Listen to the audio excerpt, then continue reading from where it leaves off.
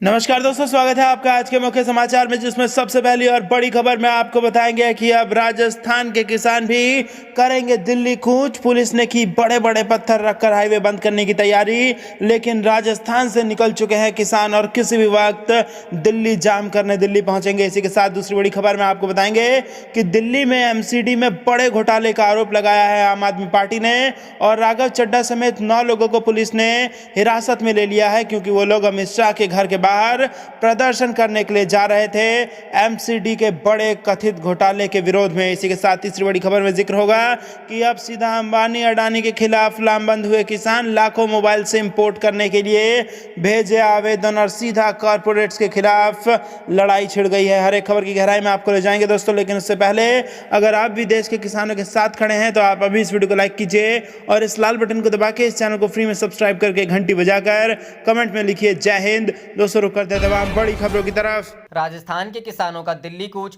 Police ने की बड़े बड़े पत्थर रखकर हाईवे बंद करने की तैयारी। 10 अहम बातें। जी हां दोस्तों, केंद्र के नए कृषि कानूनों के खिलाफ किसान पिछले 17 दिनों से दिल्ली बॉर्डर पर डेरा डाले हुए हैं। सरकार बातचीत के जरिए गतिरोध को खत्म करने के प्रयास में लगी है, लेकिन किसान कानूनों को रद्द करने से कम पर मानने को तैयार नहीं है। इस बीच दिल्ली जयपुर को बंद करने के लिए किसानों ने दिल्ली की ओर कूच करना शुरू कर दिया है। किसानों का ट्रैक्टर मार्च शुरू हो गया है। किसानों और सरकार के बीच 6 दौर की वार्ता हो चुकी है। इन बैठकों में अब तक कोई ठोस नतीजा नहीं निकल सका है। किसानों की ओर से आंदोलन और तेज करने तथा जयपुर दिल्ली एवं दिल्ली आगरा एक्सप्रेसवे को अवरुद्ध करने की घोषणा के मद्देनजर दिल्ली पुलिस ने शहर की सीमाओं पर सुरक्षा बढ़ा दी है। किसानों का tractor march Rajasthan Haryana border से दिल्ली की ओर बढ़ रहा है। राजस्थान के शाहजहांपुर से करीब 10 किलोमीटर दूर राजस्थान हरियाणा की सीमा पर हाईवे फिलहाल दोनों तरफ से खुला है, लेकिन पुलिस ने बड़े बड़े पत्थर रखकर हाईवे बंद करने की तैयारी की हुई है। स्वराज इंडिया के नेता योगेंद्र यादव किसानों के एक समूह के साथ शाहजहांपुर सीमा के पास दिल्ली जयपुर राजमार्ग पर बढ़ रहे हैं।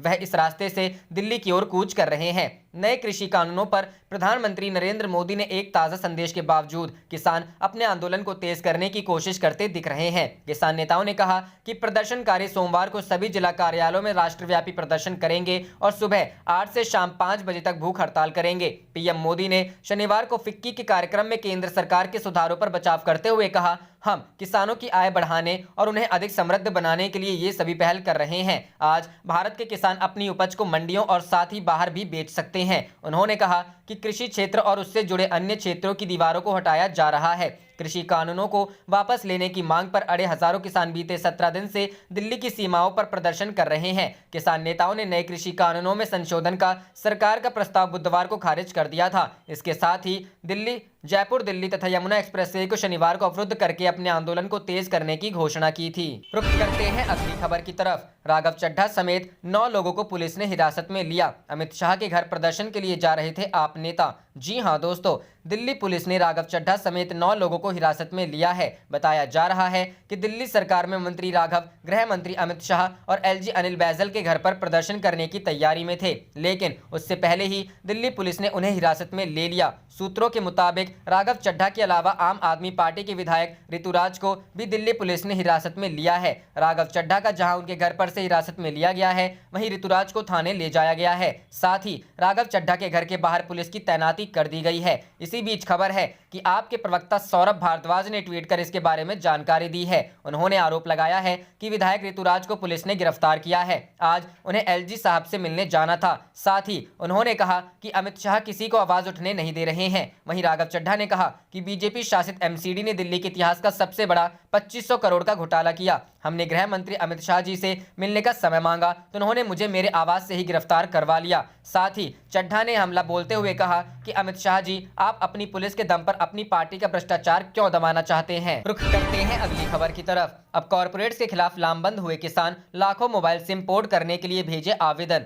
जी हां दोस्तों, कृषि बिलों को रद्द करने की मांग पर अड़े किसानों ने सरकार के बाद कॉर्पोरेट्स के खिलाफ भी लामबंदी तेज कर दी है। सैकड़ों की संख्या में किसानों ने मोबाइल सिम का पोर्ट करवाना शुरू कर दिया है, ताकि किसानों के पैसे उनके पास नहीं पहुंच सके। हरियाणा पंजाब के हजारों किसानों ने इसकी शुरुआत कर दी है। सरकार से वार्ताओं के विफल होने के बाद किसान कॉर्पोरेट्स पर भी निशाना साधने लगे हैं। भारतीय किसान यूनियन हरियाणा के प्रधान गुरनाम सिंह चडूनी ने कहा कि अब तक लाखों सिम पोर्ट करवाए जा चुके हैं। उन्होंने टोल फ्री किए जाने को भी कॉर्पोरेट्स का विरोध बताते हुए कहा कि लाखों सिम वापसी से किसानों का पैसा चुनिंदा कंपनियों के पास नहीं पहुंच सकेगा। कृषि कानूनों पर सरकार पर निशाना साधते हुए कहा कि पहले ही कृषि कानूनों को कॉर्पोरेट्स को फायदा पहुंचाने के लिए बनाया गया है, इसलिए किसानों ने सिम पोर्ट करवाना शुरू कर दिया है। भाकियों के ओंकार सिंह ने कहा कि मोबाइल नंबर पोर्ट करवाने की शुरुआत हो चुकी है, किसान इसमें बढ़ चढ़कर शामिल हो रहे हैं। लाखों की संख्या में ऑनलाइन आवेदन किए जा रहे हैं ताकि कॉर्पोरेट विशेष को बढ़ावा देने की कोशिशों पर सके। शांतिपूर्ण तरीके से किसान सरकार और कॉर्पोरेट्स के खिलाफ विरोध जताएंगे, क्योंकि कृषि कानूनों से ही उन्हें ही फायदा पहुंचने की कोशिश की गई है।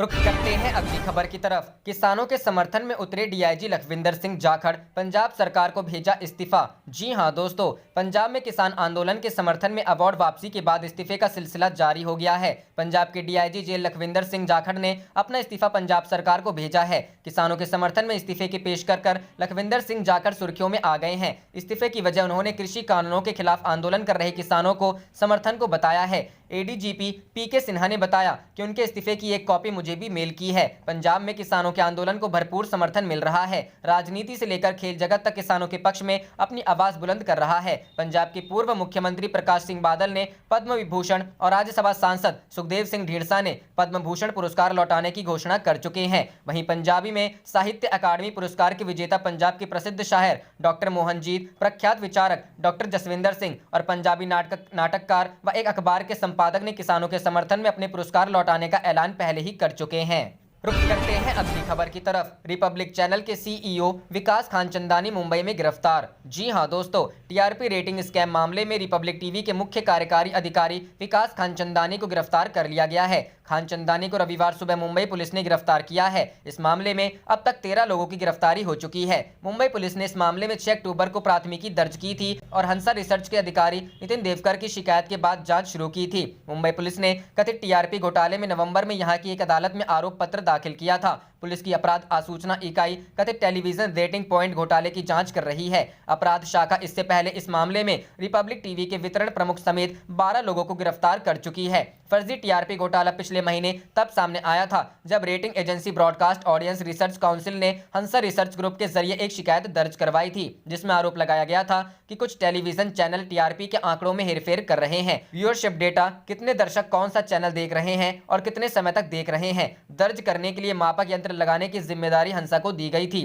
इससे पहले पुलिस सूत्रों के अनुसार रेटिंग हेरफेर मामले में कुछ दर्शकों ने स्वीकार किया था कि उन्हें रिपब्लिक टीवी ऑन रखने के लिए भुगतान किया गया था, फिर भले ही वे इसे नहीं देख रहे हो। दूसरी ओर रिपब्लिक टीवी ने खुद पर लगे इन आरोपों को बेबुनियाद बताया था। 2 स्थानीय चैनलों फकत मराठी और बॉक्स सिनेमा का टीआरपी स्कैम की शुरुआती जांच में नाम सामने आया था। रुख करते हैं अगली खबर की तरफ। किसानों ने किया 14 दिसंबर को भूख हड़ताल का ऐलान, दिया दिल्ली चलो का नारा, जयपुर दिल्ली हाईवे से करेंगे कूच। जी हां दोस्तों, किसान नेताओं ने शनिवार को नए कृषि कानूनों के वापसी की मांग को लेकर आंदोलन को और तेज करने का ऐलान किया है। किसानों ने कहा है कि वह 14 तारीख को अनशन पर बैठेंगे। इस बीच किसानों ने कई टोल प्लाजा पर कब्जा कर लिया है और कई दूसरी सड़कें जाम करने की चेतावनी दी है। किसान यूनियन के नेताओं ने बताया कि हमने आंदोलन को और तेज करने का फैसला किया है। राजस्थान के शाहजहांपुर के किसान रविवार को सुबह 11 बजे जयपुर दिल्ली राजमार्ग के जरिए दिल्ली चलो मार्च शुरू करेंगे।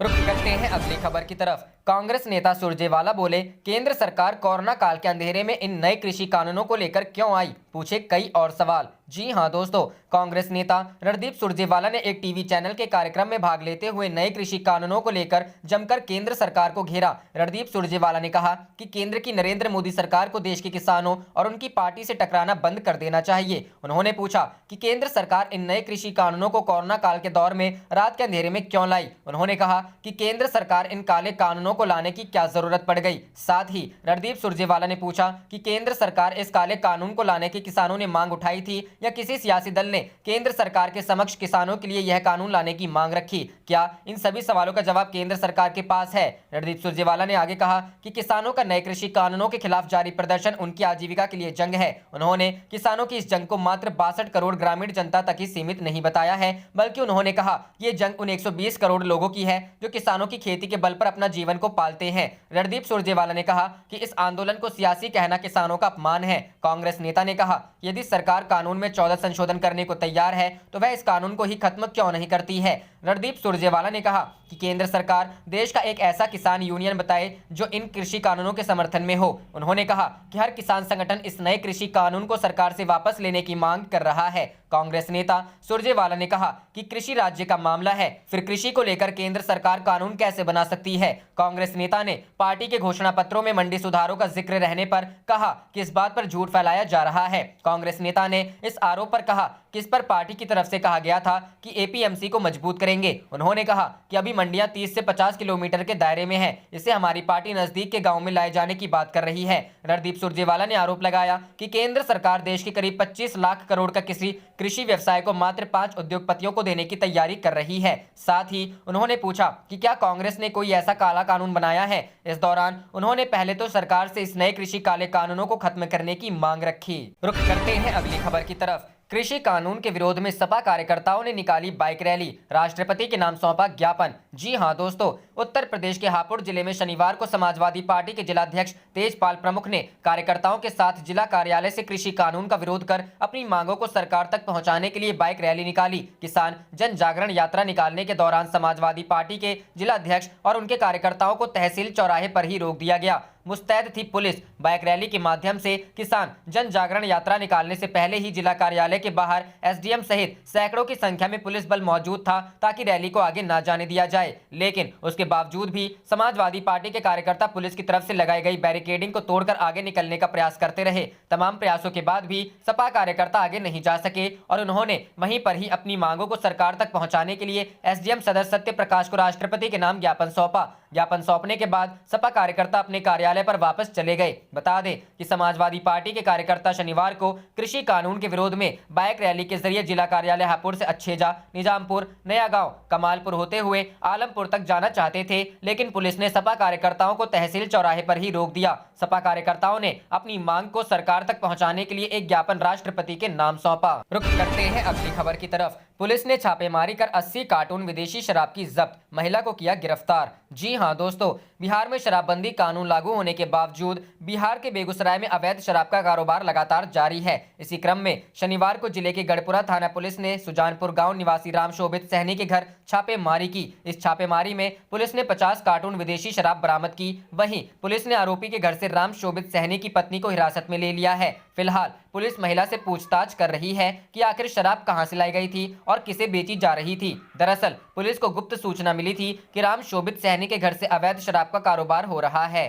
रुख करते हैं अगली खबर की तरफ। लालू यादव की किडनी लगातार हो रही खराब, डॉक्टर बोले स्थिति ठीक नहीं। जी हां दोस्तों, राष्ट्रीय जनता दल के प्रमुख लालू प्रसाद यादव के स्वास्थ्य को लेकर अहम जानकारी सामने आ रही है। बिहार के पूर्व मुख्यमंत्री लालू प्रसाद यादव का इलाज कर रहे डॉक्टर उमेश प्रसाद ने कहा है कि उनका किडनी फंक्शन कभी भी बिगड़ सकता है। हालांकि इसका अनुमान लगाना मुश्किल है। डॉक्टर उमेश प्रसाद ने कहा कि लालू यादव की किडनी 25% फंक्शन कर रही है, कभी भी उनकी किडनी काम करना बंद कर सकती है। हमने लिखित में उच्च पदाधिकारी को भी इसकी सूचना दे दी है। डॉक्टर उमेश प्रसाद ने कहा कि लालू प्रसाद यादव की स्थिति ठीक नहीं है। बता दें कि लालू प्रसाद यादव रांची के Rajendra institute of medical science में एडमिट हैं और डॉक्टर उमेश प्रसाद उनका इलाज कर रहे हैं। लालू प्रसाद यादव को बीते माह रिम्स के प्राइवेट वार्ड में शिफ्ट किया गया। बिहार चुनाव के बाद बीजेपी की ओर से आरोप लगाया गया था कि लालू यादव उनके विधायकों को खरीदने की कोशिश कर रहे हैं, जिसके बाद एक ऑडियो भी सामने आया था। हालांकि राजद ने आरोप को नकार दिया था। इसके बाद लालू यादव को वापस अस्पताल ले जाया गया था।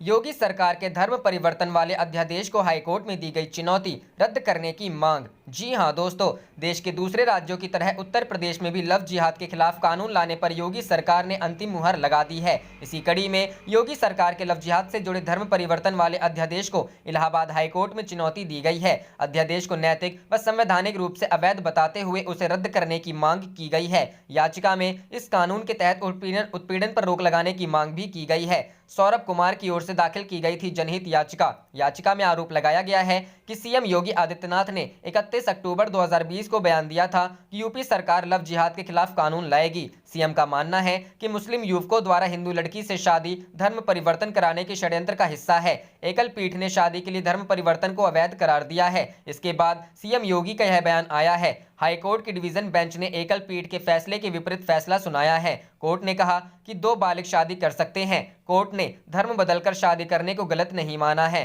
कोर्ट ने कहा है कि प्रत्येक व्यक्ति को अपनी पसंद से जीवन साथी व धर्म चुनने का अधिकार है। याचिका में आरोप लगाया गया है यह अध्यादेश सलामत अंसारी केस के फैसले के विपरीत है। यह अध्यादेश जीवन के अधिकार अनुच्छेद 21 का भी उल्लंघन करता है। याचिका में इस अध्यादेश को असंवैधानिक घोषित करने की मांग की गई है। यह जनहित याचिका सौरभ कुमार की ओर से दाखिल की गई है। याचिका में आरोप यह अध्यादेश सलामत अंसारी केस के फैसले के विपरीत है। उन्होंने कहा कि अध्यादेश जीवन के अधिकार अनुच्छेद 21 का भी उल्लंघन करता है। याचिका में इस अध्यादेश को असंवैधानिक घोषित करने की मांग हाईकोर्ट से की है। रुख करते हैं अगली खबर की तरफ। कांग्रेस ने किया 11 प्रदर्शनकारी किसानों की मौत का दावा, कहा नहीं पसीज रहा मोदी सरकार का दिल। जी हां दोस्तों, कांग्रेस ने शनिवार को दावा किया कि केंद्रीय कृषि कानूनों के खिलाफ प्रदर्शन के दौरान पिछले कुछ दिनों में 11 किसानों की मौत हो गई और इसके बाद भी केंद्र की भाजपा सरकार का दिल नहीं पसीज रहा। पार्टी के पूर्व अध्यक्ष राहुल गांधी ने एक खबर का हवाला देते हुए ट्वीट किया, कृषि कानूनों को हटाने के लिए हमारे किसान भाइयों को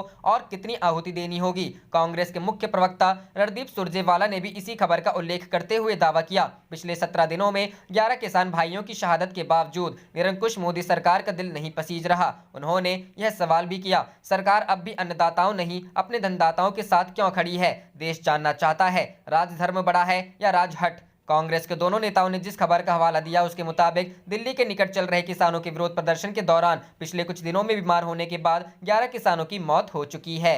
रुख करते हैं अगली खबर की तरफ। टोल फ्री करके किसानों ने दी चेतावनी, चाहे जेल भेजो या गोली मारो, बर्दाश्त नहीं काला कानून। जी हां दोस्तों, कृषि कानून को लेकर किसानों का विरोध लगातार जारी है। भाकियों के आह्वान पर शनिवार को दर्जनों किसानों ने सिवाया टोल प्लाजा पर सुबह 11 से दोपहर 3 बजे तक धरना देते हुए टोल को फ्री कर दिया। इस दौरान किसानों ने चेतावनी दी कि चाहे उन्हें जेल भेजा जाए या गोली मारी जाए, इस काले कानून के समाप्त होने तक उनका विरोध लगातार जारी रहेगा। भारतीय किसान यूनियन के राष्ट्रीय प्रवक्ता राकेश टिकैत ने कृषि कानून के विरोध में आज देश भर में सभी जिलों में टोल फ्री करने का ऐलान किया था, जिसके चलते भाकियू नेता संजय दौरालिया और रविंद्र दौरालिया के नेतृत्व में दर्जनों किसानों दिन निकलते ही सिवाया टोल प्लाजा पर जा धमके। किसानों ने टोल प्लाजा पर धरना देते हुए सभी वाहनों के लिए टोल को फ्री कर दिया। किसानों के गुस्से को देखते हुए टोल के कर्मचारी भी विरोध की हिम्मत नहीं जुटा सके। हालांकि किसानों के हंगामे की सूचना के चलते मौके पर कई थानों की पुलिस सहित एसडीएम अमित कुमार भारतीय और सीओ सरधना संजीव दीक्षित भी मौजूद थे,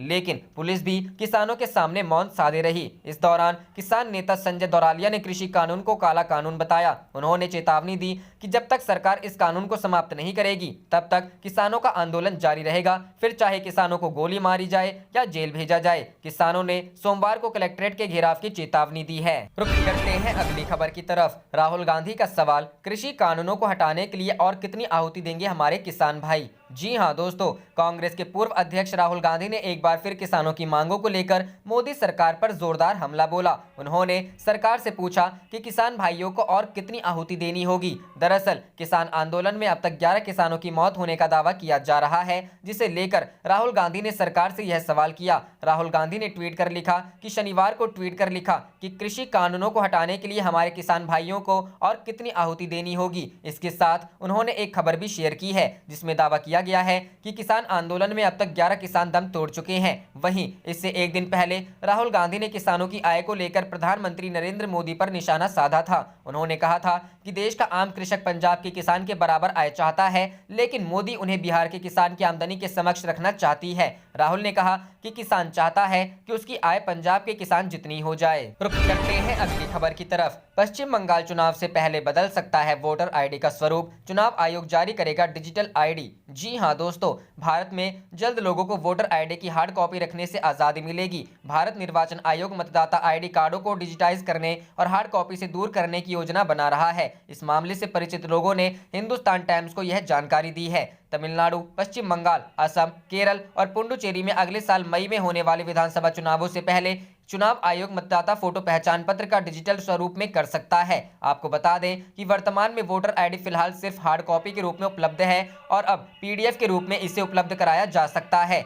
मामले से परिचित लोगों ने कहा कि यह योजना कैसे काम करेगी कि तौर तरीकों को अभी भी अंतिम रूप दिया जा रहा है। कार्ड का डिजिटल स्वरूप मतदाता आईडी कार्ड की छपाई की लागत को दूर करने में मदद करेगा। प्रस्ताव को मुख्य चुनाव आयुक्त सुनील अरोड़ा, चुनाव आयुक्त सुशील चंद्र और राजीव कुमार द्वारा लागू करने से पहले इसे मंजूरी देनी होगी। 2019 के आंकड़ों के अनुसार आयोग के पास लगभग 91.1 पंजीकृत मतदाता है। आयोग के एक वरिष्ठ अधिकारी ने स्पष्ट किया है कि इस संबंध में निर्वाचन आयोग ने अभी कोई फैसला नहीं किया है। उन्होंने कहा, हमें क्षेत्र के अधिकारियों, मुख्य निर्वाचन अधिकारियों के कार्य समूहों एवं जनता से विचार और सुझाव मिलते रहे हैं। उनमें से यह एक विचार है जिस पर हम काम कर रहे हैं। उनसे जब पूछा गया कि क्या डिजिटल मतदाता पहचान पत्र का मतलब यह होगा कि कोई मतदाता उसे किसी ऐप के जरिए अपने मोबाइल फोन में रख सके, तो अधिकारी ने कहा कि आयोग पहले फैसला कर ले, उसके बाद इस तरह का ब्यौरा तय किया जाएगा। अधिकारी ने बताया, इसे मोबाइल वेबसाइट, ईमेल के जरिए रखा जा सकता है। विचार यह है कि इसकी तेजी से आपूर्ति की जाए और उस तक आसानी से पहुंच हो। कार्ड के छपने और मतदाता तक पहुंचने में समय लगता है। आप देख रहे थे आपका अपना चैनल जय हिंद, जय भारत।